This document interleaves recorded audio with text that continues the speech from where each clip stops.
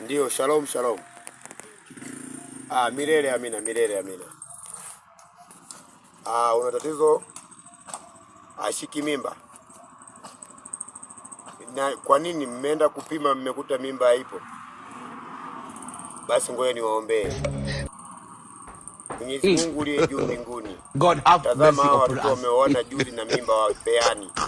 Mwanaume pate kupeana mimba wewe hawa. Amina. Halo. Ndio brother ndio. Sasa hivi brother hivi uko huko na maana mpaka huyu anti anasema wanaume kwenye ndoa ni kimoja chali. Ina maana wanakula vyakula gani hao?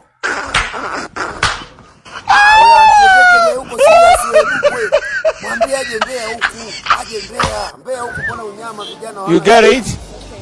Ina maana wanaume wote wa Dar es Salaam wamewakosa wote hao wanaobeba mavyuma na walinda kina Mondi hao. Atumia nini? Ana UTI.